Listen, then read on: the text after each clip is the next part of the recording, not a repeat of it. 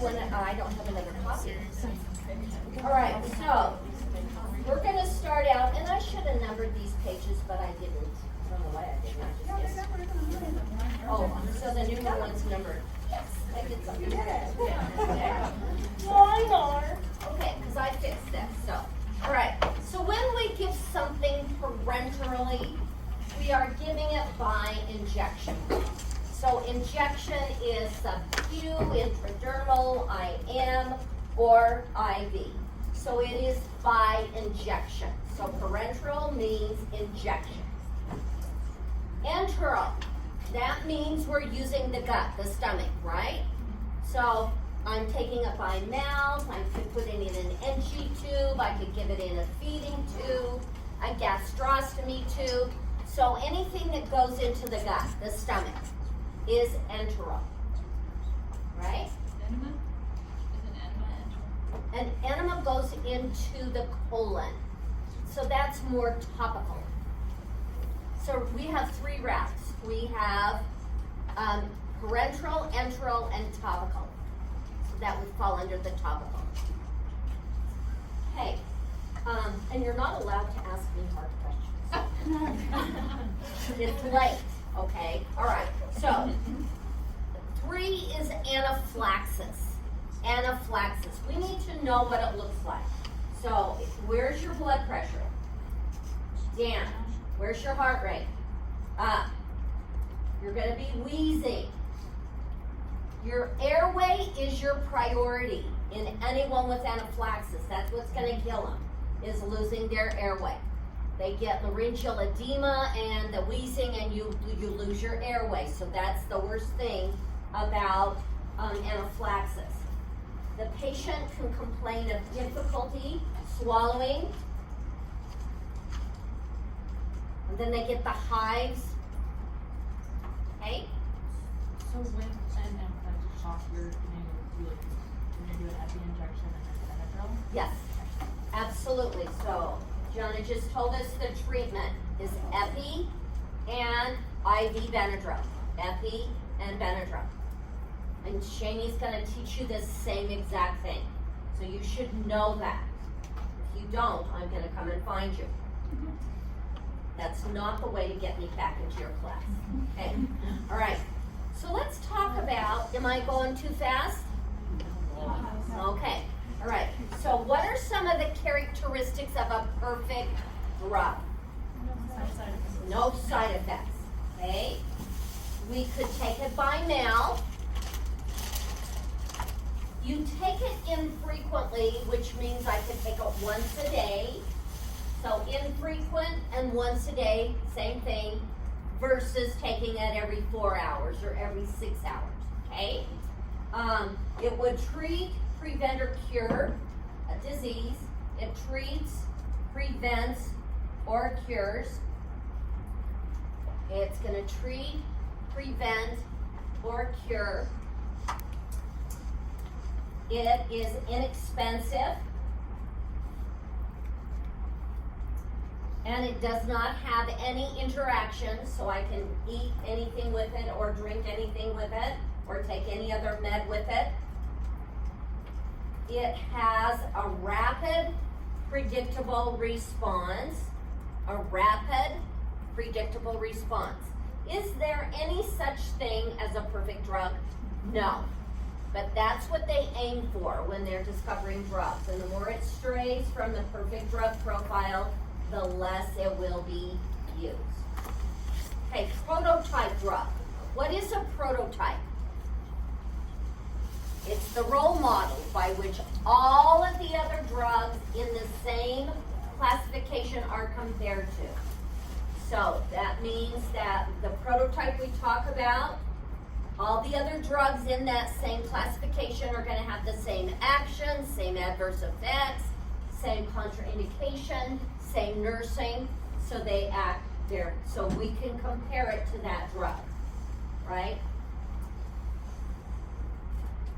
Pregnancy categories, the ones that I want you to know are the D and the X. So with both of these, if I am on a D or an X drug, I need to be on at least a contraceptive, right? And most of the time they'll have you on 2 forms of contraceptives. Now the difference is if it is a D category drug, the benefit is gonna outweigh the risk. So if you're pregnant, you get pneumonia, and I need to put you on an antibiotic, the benefit to you is gonna outweigh the risk to the fetus. And that would be the only way I would use that. If it is an X category, there is no benefit. We're not gonna be able to use it, okay? Because we know it's gonna hurt that fetus. Okay, did everybody get that? Oh, let me talk about this for a second too. How does the fetus get the drug from the mother? It can pass through the umbilical cord, or it can pass through the placenta. Do babies and moms share the same circulation? No, they don't. So the baby doesn't get it from mom's blood. They get it either through the placenta or through the umbilical cord. Okay, that's how it's transferred there.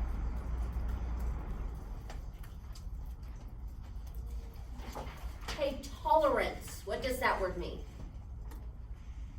It was usually referred to narcotics, right? Or our benzos, sedative hypnotics. It means that I'm requiring a higher and higher dose to get the same effect. So that if I have cancer and I've been taking 10 milligrams of morphine, and I've been on that for several weeks, it's not gonna help anymore. So I need a higher dose to get the same effect, okay? So it usually refers to narcotics or your benzos, okay? Right, an allergy. When someone has an allergy or an allergic reaction, they must have had a previous exposure, right?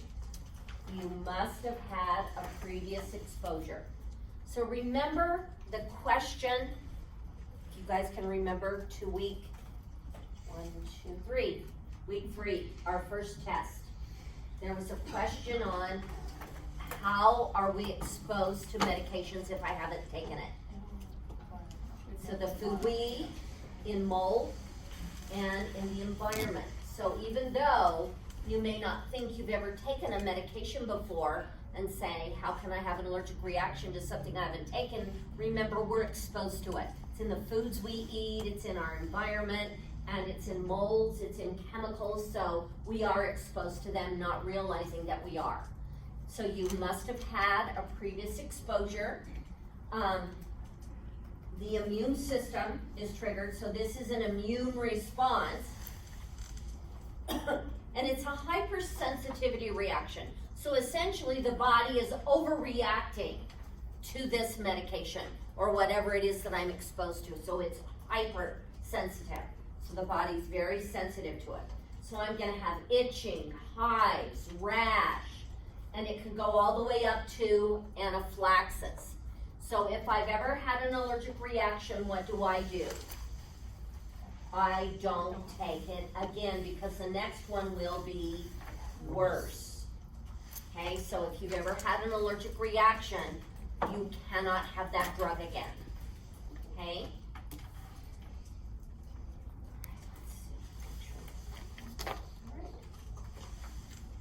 Right, a drug. A drug is defined as any substance that is taken to prevent,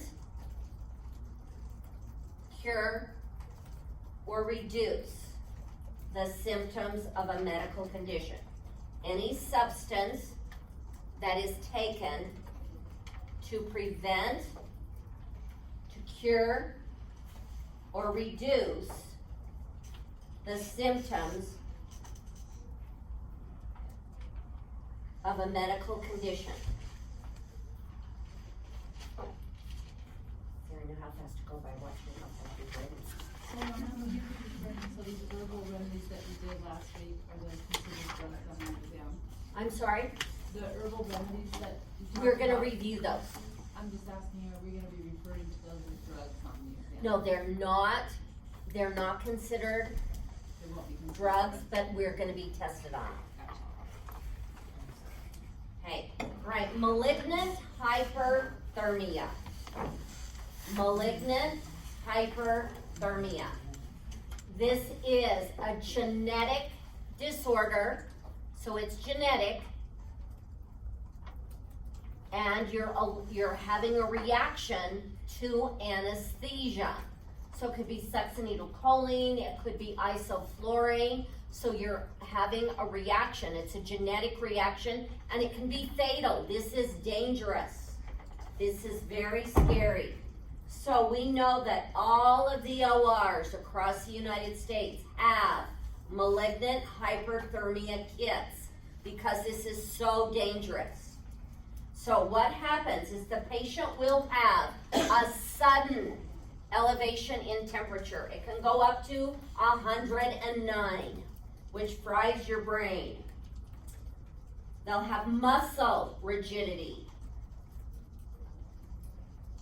And what is the antidote? Dantrolene. You get, I should have brought some goodies. Dantrolene. Dantrolene is your antidote. Plus you're gonna pack that patient in ice, and you're gonna get that temperature down as quickly as you can. Right, pernicious anemia. Pernicious anemia. This is lack of intrinsic factor. Lack of intrinsic factor. Can we cure this? No. So how long will the patient need to be on B12? The rest of their life. And what are the two forms of B12? Injection and a nasal spray. Nascabal is the other one. And this is lifelong therapy. What is the other name for vitamin B12? Cyanocobalamin. Yeah. Good job. Here. Hey, I've got smart kids. All right. Black box warning. This is the most serious warning that the FDA can give on a drug right before they remove it from the market. So it is the most serious warning given by the FDA right before they pull this drug from the market. So that means like ciprofloxacin, it's an antibiotic, it's one of the fluoroquinolones, and one of the black box warning is it can cause tendon ruptures, right? So if the number of tendon ruptures starts increasing, they'll just pull it from the market. Okay, so that's what that means. Okay, patent medicine. Patent. Now this is early times with the covered wagons where the guy goes around selling the snake oil and the elixirs that claim to cure everything in man and beast. Okay, so these were elixirs that were sold. Sometimes they were absolutely harmless with nothing in them. Other times they were very dangerous. They could have morphine, cocaine. They could have really bad substances in them. And they were addicting, and so that's how they got people to come back and buy their drugs. So it claimed to cure everything.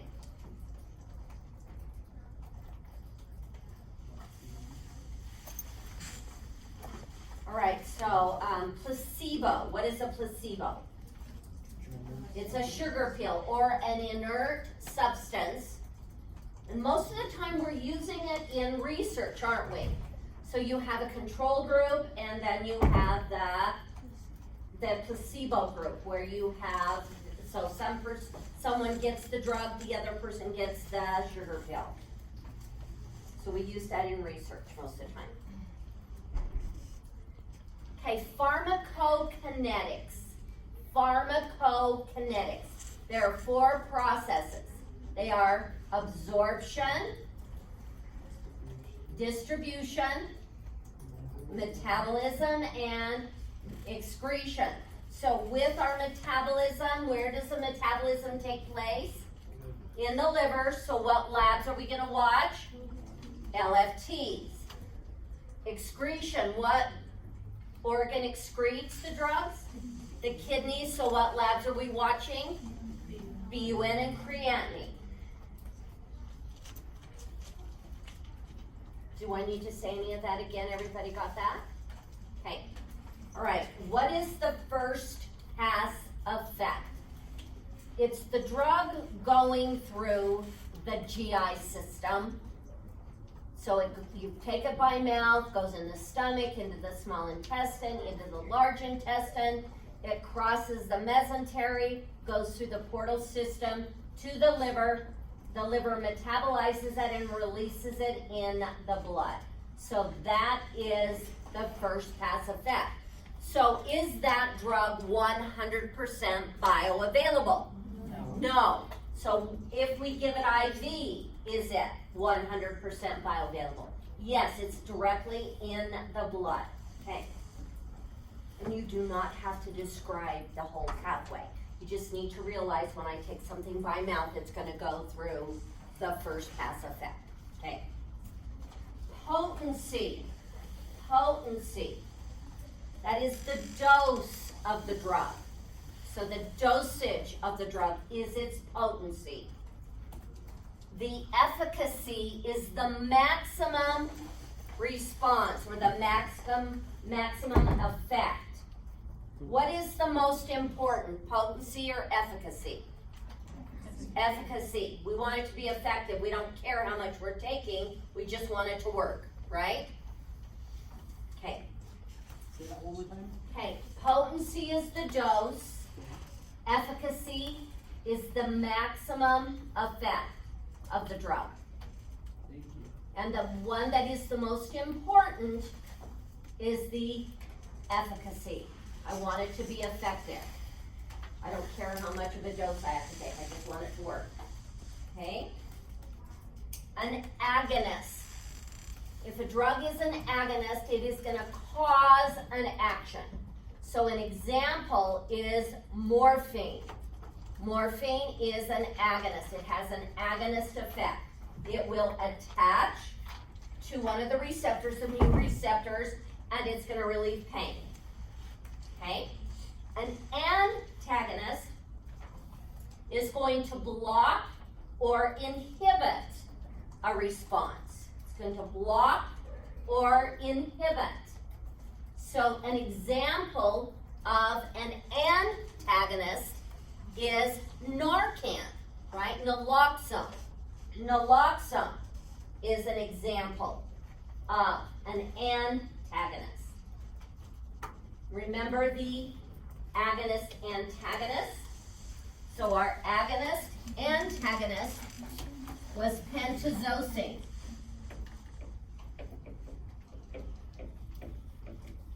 So this was Talwin. So if Mary comes into the emergency room and she has a migraine headache, I'm going to ask her, Mary, are you currently taking any narcotics? No. And she says no. So when I give her the pentazocine, it's going to be acting as an agonist and it will relieve her pain.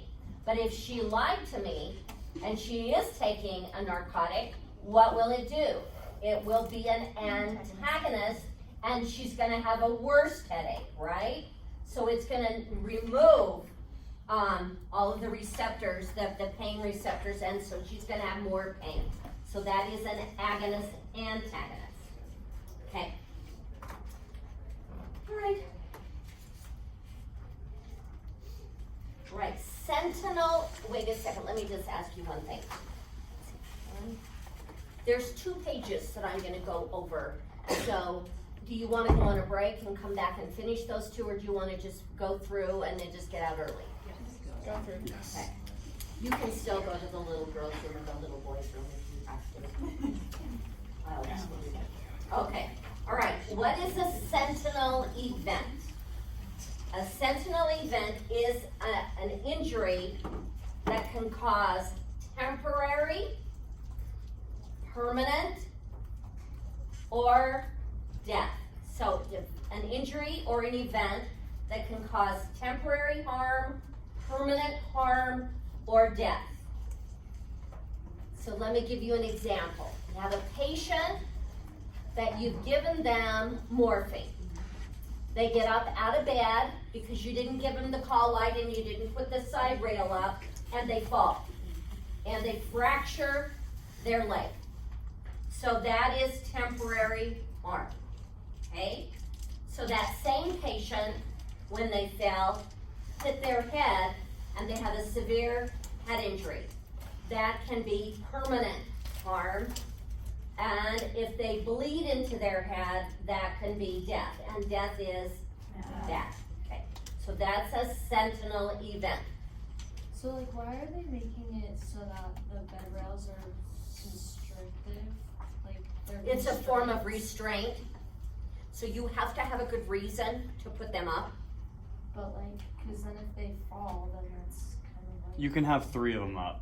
So like if you were to have a patient on that, usually you'd Without have it being 3, a yeah, without it restraint? being a restraint. Once the 4th one is up, it's considered a Oh, okay. restraint. So you would actually have to document that the patient was given a narcotic, or they're confused and you're worried about a fall risk. So you would put the rails up and make sure you get a doctor's order. Okay? So that's a good question. Okay, all right, a bacteriostatic, an agent that is bacteriostatic. So this is an antibiotic that will damage the cell over time, but it doesn't kill it right out. Okay, so it's gonna damage the cell or the bacteria over time, which eventually leads to death, but it doesn't kill it right out. Now, if you have a bactericidal, that kills. So remember, bactericidal, suicide is how I get it in my head. That's gonna kill the bacteria right away. Okay, so you can have an antibiotic that can be one or the other. All right, generic and trade. When a drug is released from a drug company, it is released as a trade name drug. It is owned by the company that manufactured it. And they have, 5 to 7 years to have exclusive power to be able to sell that drug, and they're the only ones that can do it so that they can recoup their money, right? Then after the patent has worn out, or expired, not worn out, expired, then any company can manufacture that drug and they can call it whatever they want to. But it is the same ingredients, the same recipe. So trade name drugs, you can have 20 different drugs, names of drugs, but it's the same drug, okay? So you could have 20 of them. It is capitalized and it's in parentheses, and it's easier to say. So it's Tylenol is the trade name. Now, acetaminophen is the generic name, and there is only one generic name. It is the hardest one to say, and it is in lowercase. It's not capitalized. And what will happen is once a drug has been on the market for a period of time, either a drug company or the FDA will say, I think we need to make a generic brand of this, and then they'll release it. Now remember, the generic can be different, a little different than the trade or the brand name. Okay. Any questions on that? Everybody okay with that? 5 years before that's renewed. It's 5 to 7. It's just a little different. If they change how they give it, they add a year. Okay. Okay, so when I brought the drug out and it was only IV and now I made a PO form, you get a longer patent, so. All right.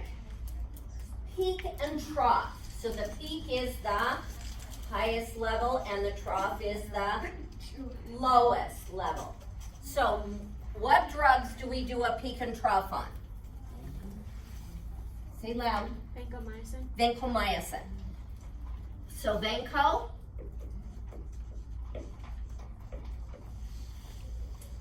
And then what other drug?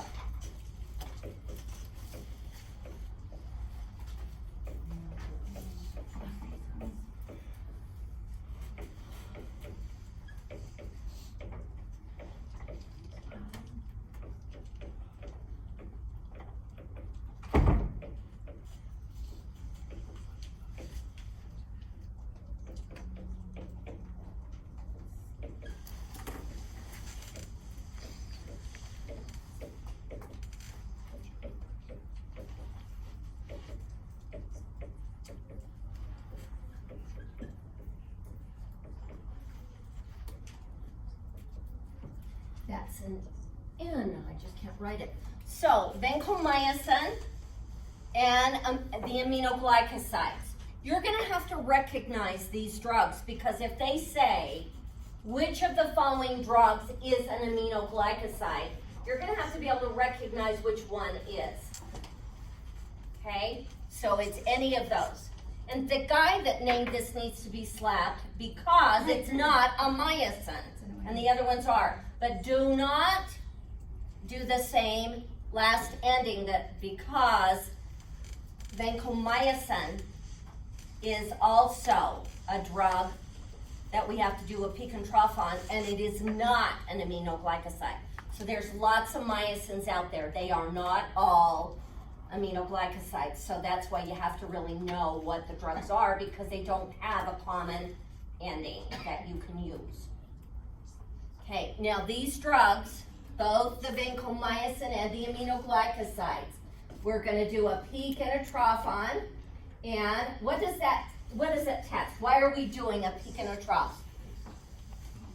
We're looking for toxicity, aren't we? So the peak is the highest level and then the trough is the lowest level right before I give the next dose. If the trough comes back too high and I give that dose, what am I gonna do? I'm gonna make the patient toxic. So I would hold that medication if the trough was too high. Okay? So I'm also gonna monitor the BUN and the creatinine because all of these drugs cause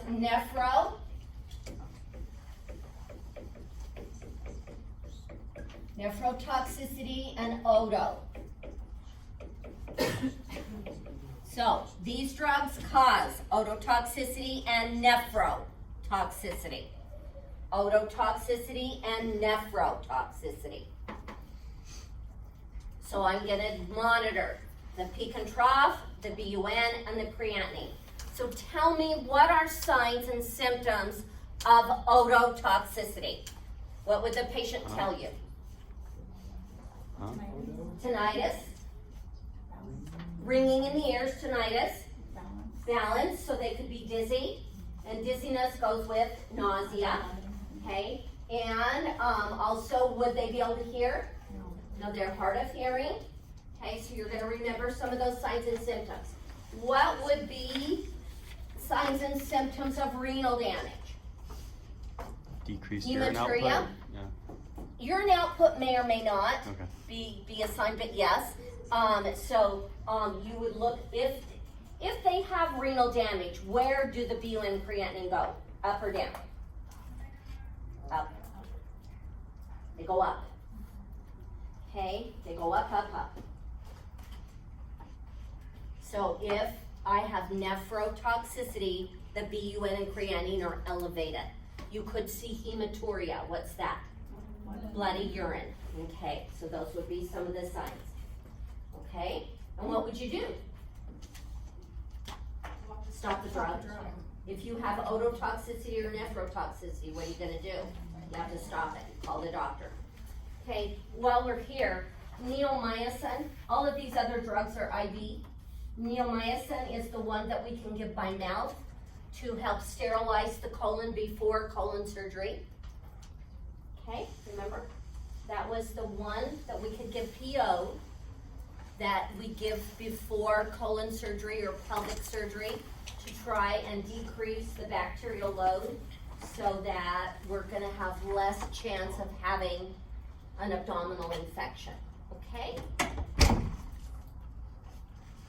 All right.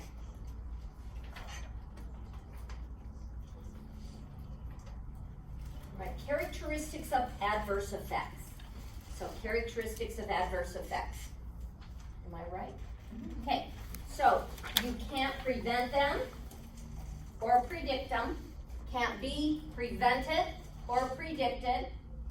Cannot be prevented or predicted. They're undesirable. They are undesirable. They can be harmful.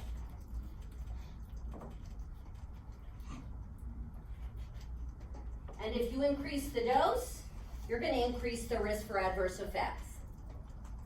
If you increase the dose, you're increasing the risk for adverse effects.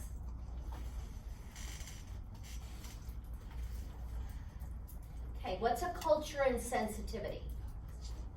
When do we do this? When do we do a culture and sensitivity? Find out which antibiotic. Before we give an antibiotic. What do we culture? Bacteria. We can culture the blood, the sputum, the urine, the stool, the wound, any secretions. We can do an LP, a lumbar puncture, and do the CSF if we think somebody has meningitis or encephalitis. This is where we start them on the antibiotic and then change it if it's not the right Right, dose. right. Or give it before so Right, that so we we- don't have any on board. Right, so Okay. we do the culture and sensitivity first, and then you start them on a broad spectrum antibiotic, right?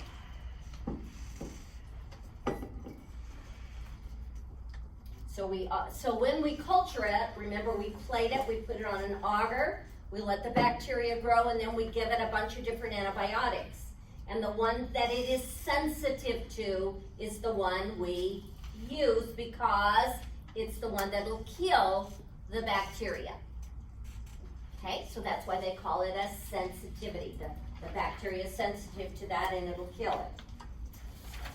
Okay, so let's talk about what are some of the characteristics of over-the-counter medications. Okay, I don't have to go to the doctor, so it's gonna save me time. So I don't go to the doctor. It's gonna save me time. It's expensive. No, it's less expensive, thank you. So it's less expensive.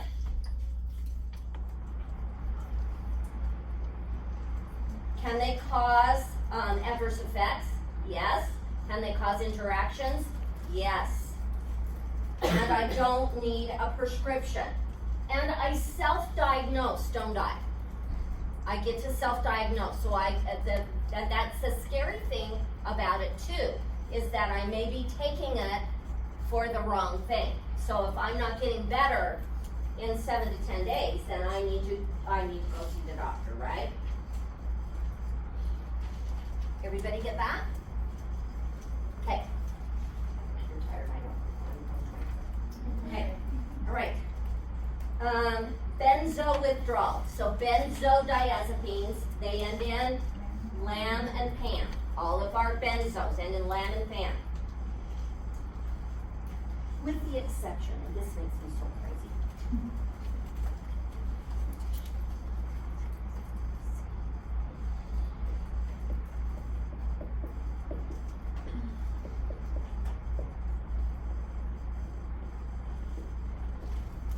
You guys heard of Librium? Okay, chlorodipoxide. This is a benzo. It is really old. It's over 50 years old. And this is a benzo, so it was one of the, it was a long time ago. And so this makes me crazy.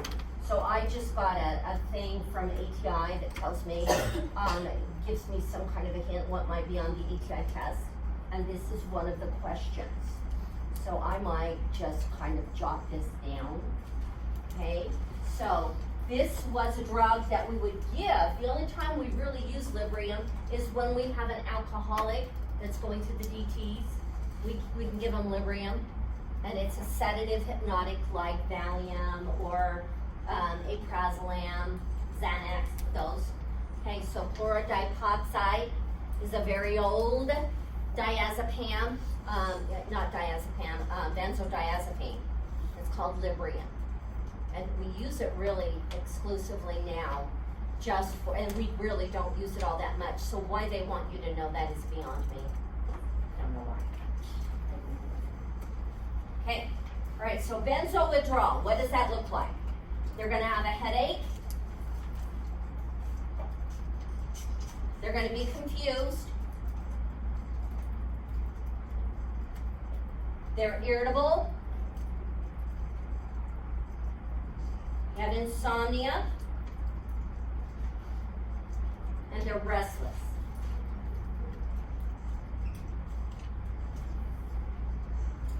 Right, EPS.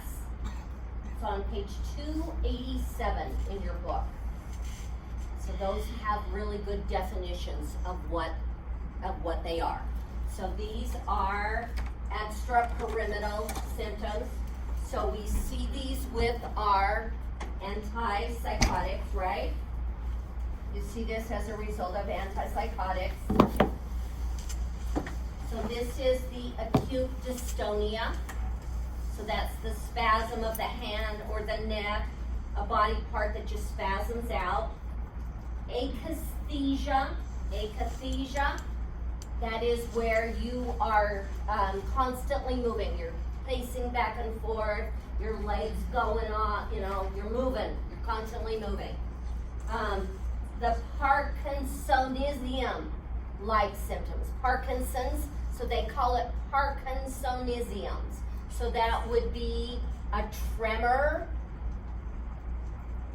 It would be bradykinesia, which is slow movement. So tremor, bradykinesia, and rigidity, those are all EPS signs and symptoms.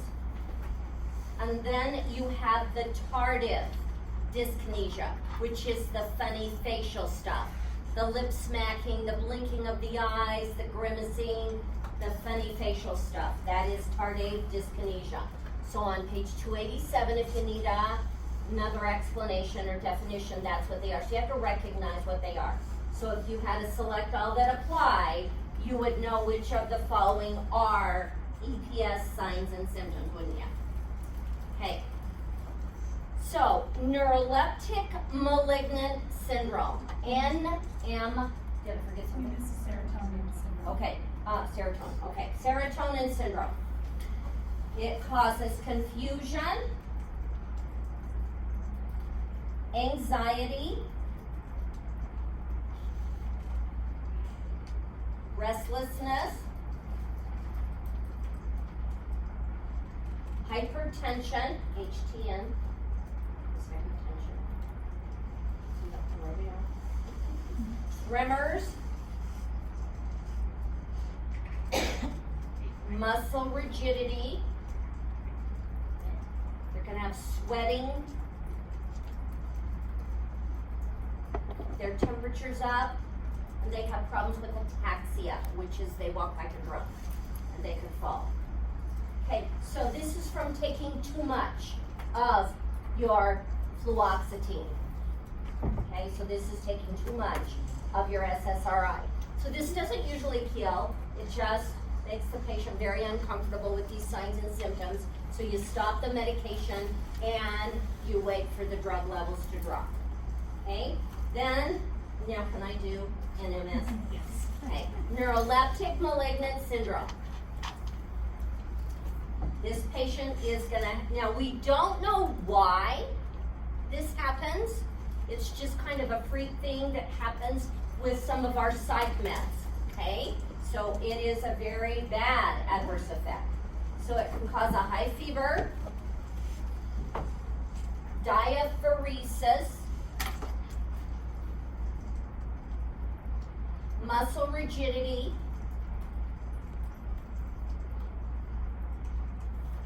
tachycardia, and they'll have what's called a labile blood pressure, which means it fluctuates up and down, up and down. So their blood pressure fluctuates, or it's also called labile blood pressure.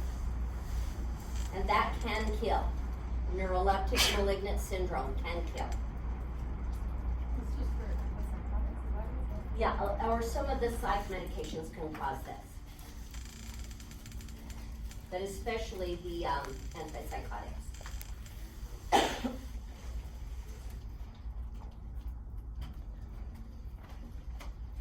So there were 4 antipsychotics. We talked about risperidone, we talked about aripiprazole, we talked about haloperidol, and chlorpromazine. Okay, so those were the 4. Oh, I can remember that. Chlorpromazine, and what was it? Risperidone, aripiprazole, chlorpromazine, what was the other one? Chlorpromazine and haloperidol. Thank you. Okay, so then what's next? Over the counter. Over the counter. So we already did the over the counter. Let's do the prescription. Okay, so we're gonna talk about the prescription now. So, in order to get a prescription, you have to go see the doctor. So it's gonna take more time. It's gonna cost you more, because you have to pay for the visit. But the advantage is that you're gonna be assessed.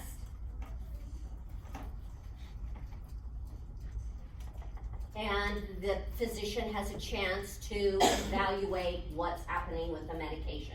And the physician can also teach you about what's going on, which is what doesn't happen when you get it over the counter, okay? So that's kind of some of the pros and cons of prescription. Okay? Now prototype, we already did that. It was so important I put it down twice. Sorry guys. Okay, urticaria. It is hives. It's a hypersensitivity response, and it's characterized by hives. Hypersensitivity response, characterized by hives. We're almost there, guys. Okay, broad spectrum antibiotics. Those kill a wide variety of bacteria. So they're gonna kill more than one bacteria. Versus if it's a narrow spectrum, it's only gonna kill one type of bacteria. So which one is the one that is most likely to cause C. difficile or a candida infection? The broad spectrum, because it's gonna kill the normal flora in the body. Okay, so we would start out with diarrhea, then it could go to pseudomembranous colitis, and then C. diff. So it's kind of like on a continuum, right? And then the candida infections, remember the oral candidiasis or the vaginal. More likely to cause what? So it's more likely to cause the supra-infections. So the supra-infections were the pseudomembranous colitis or C. diff, or the candida infections. Okay? All right, now we're gonna talk about two drugs here. Ferrous sulfate is our first one. Ferrous sulfate. Now this is iron, and it is for iron deficiency anemia. For iron deficiency anemia. Who are we most likely to see iron deficiency anemia in? Women of childbearing ages, or women because of their periods, and then children. Those are your two biggest populations. What does it do to your stools? Blackish green. So it's going to turn your stools a black green. It is constipating. If we have a child that's taking it as a liquid, how do they take it? With a straw, because it'll stain the teeth. And if you're giving an IM injection of iron, how do we do it? Z-track. Z-track. So that's all the things I want you to remember about iron. And we should take it on an empty stomach for best absorption. But if you throw it up, you're gonna have to take it with food. Okay, knowing that you're not gonna absorb as much, but better than not getting any at all. And what is our antidote for an iron overdose? Deferoxamine. Deferoxamine. D-E-F-E-R-O. O-X-A-M-I-N-E. Deferoxamine. Or Desferol is the other name for it. Okay?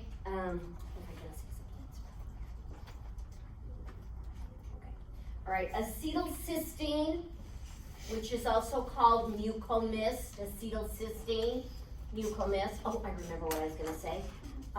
With iron, we need to keep it away from kids because it can be fatal if kids overdose on it. So if kids are taking iron, you have to make sure you keep it in a safe place. One ringy-dingy. You guys remember laughing. I am old. So the phone would ring, and Lily Tomlin would go, one ringy dingy, two ringy dingy. Okay. Jane Fonda. She's in a sitcom right now with Jane Fonda, and it is Oh, it's naughty, but it's really, really fun. That Mayor's Yeah. Oh, that's so funny. What's it called? Grace and Frankie. It's really good. Really funny. It's good. I'll have to watch You that. should. Okay, acetylcysteine is also called mucomist. That's the one that smells, right? Yes, it Smells smells really and tastes bad. like rotten eggs. Smells and tastes like rotten eggs. And so you have to disguise the flavor in juice or soda pop. So you have to disguise the flavor in juice or soda pop. You can also give this IV if you need to. And this is the antidote for a Tylenol overdose. This is the antidote for a Tylenol overdose.